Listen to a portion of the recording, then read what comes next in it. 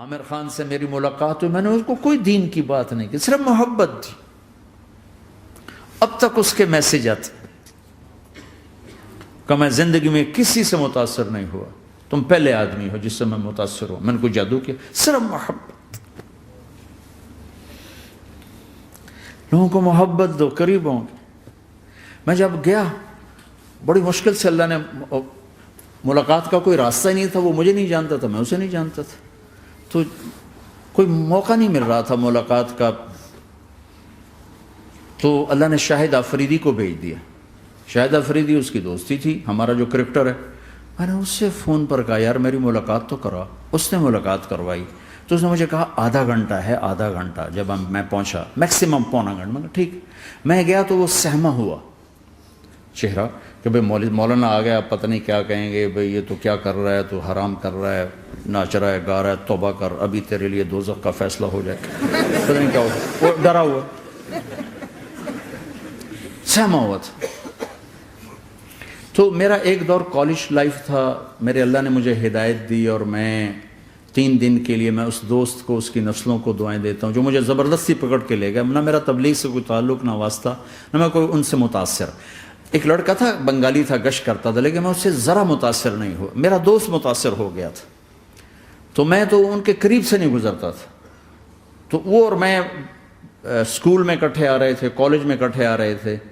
تو وہ متاثر ہوا، وہ 3 دن کے لیے جا رہا تھا، تو مجھے بتائے بغیر میرا ہاتھ پکڑ کے لے گیا. مجھے کام ہے، چلو میرے ساتھ. اور میں اس کو انکار نہیں کر سکتا تھا، یہ میرا اس کا تعلق تھا. اب بھی اسی طرح بھائیوں جیسا تعلق. میں اس کا احسان ماں، مجھے زبردستی لے گیا. ہمارے پنجابی کی مثال ہے، کبے نو لت لگی وہ سیدھا ہو گیا. وہ جو ہوتا ہے ہنچ بیک ہوتا ہے نا، اس کو کسی نے لات ماری تو وہ سیدھا ہو گیا. مہربانی بھائی تیری لات سے میں سیدھا ہو گیا. تو مجھے تو وہ کبے والی لت پہ گئی.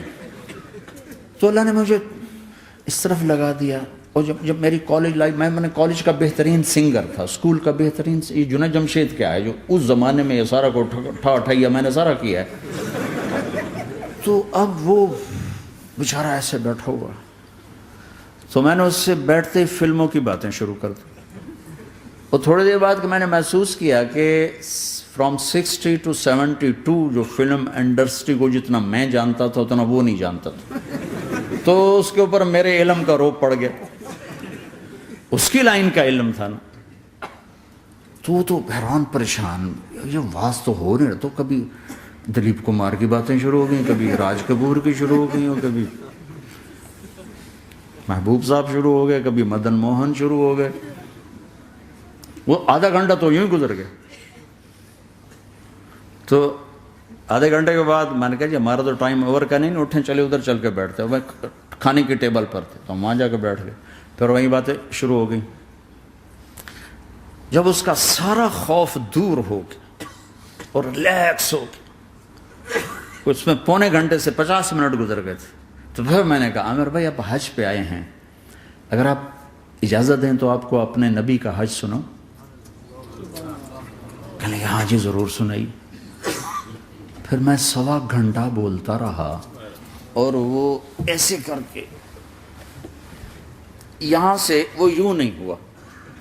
1.25 گھنٹہ ایسے بیٹھ کے یوں سنتا، ہلا نہیں اپنی جگہ سے. لوگ محبت کے بھوکے ہیں، تم فتوے دینا شروع کر دیتے. 2 گھنٹے کی ملاقات کے بعد جب ہم نکلے تو نیچے تک چھوڑنے آیا عامر خان. حج کے بعد میں نے کہا ایک ملاقات اور ہو جائے گا، ضرور ہوگی. پھر اس کا میسج آیا کہ میں مدینے چلا گیا ہوں، معذرت چاہتا ہوں. میں نے کہا میں مدینے آ جاؤں گا. میں مدینے پہلے ہو آیا تھا حج سے پہلے. تو اس نے کہا کہ آپ 14 تاریخ کو آ جائیں، 4 سے 6 کا ٹائم میں نے آپ کے لیے رکھا ہے. تو میں جنید اور ایک اور ساتھی ہم دوبارہ وہاں چلے گئے. 4 بجے 4:15 ہم اس کے ساتھ ہماری سٹنگ شروع ہوئی. 4:15 سے 10:15 تک 6 گھنٹے مسلسل. اور اس کے ماتھے پہ ذرا نشان نہیں آیا کہ میں بور ہو رہا ہوں. اور اس کے بعد ہم اٹھے، اس کا جی نہیں چاہ رہا تھا کہ ہم اٹھ کے چلے جائیں. محبت. پھر ایک امتحان پڑ گیا. میں اجتماع میں تھا ریمنڈ کے پچھلے سال. اس کا میسج آ گیا میری فلم تلاش آ رہی، اس کی کامیابی کی دعا کرو. میں کہا بھائی اے چنگی بڑی. میں کہا اب کیا کروں, جواب دینا بھی ضروری, دعا بھی نہیں ہو سکتی, کیا کروں.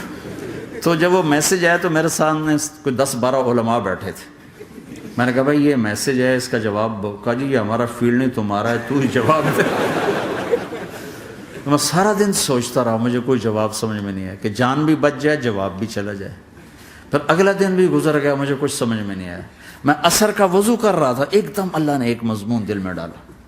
تو میں نے فوراً بیٹھ کے اس کو میسج کیا کہ عامر بھائی, جو کریٹو ہوتا ہے نا ذہن, یہ اللہ کسی کسی کو دیتا ہے. تخلیقی ذہن یہ اللہ تعالیٰ کسی کسی کو دیتا ہے, ہر ایک کو نہیں دیتا, اور یہ اللہ کی بہت بڑی عطا ہوتی ہے. اور میں نے تمہارے ساتھ جو وقت گزارا اس میں نے دیکھا کہ اللہ نے تمہیں تخلیقی ذہن دیا ہے, تم کریٹر ہو.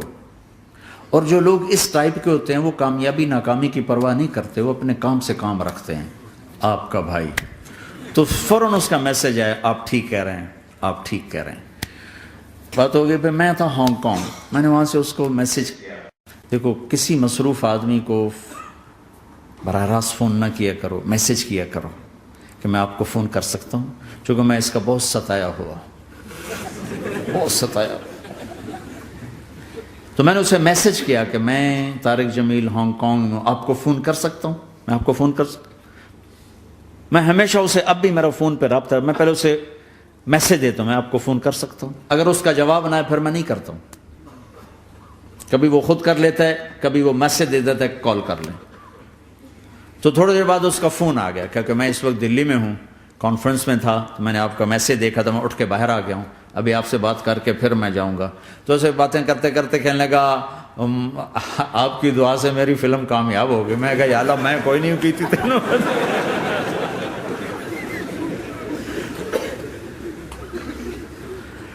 بھائیو محبتیں بانٹو, نفرتیں تو پہلے ہی بہت پھیل چکی. نشہ پلا کے گرانا تو سب کو آتا ہے, مزہ تو تب ہے کہ گرتے کو تھام لے سب.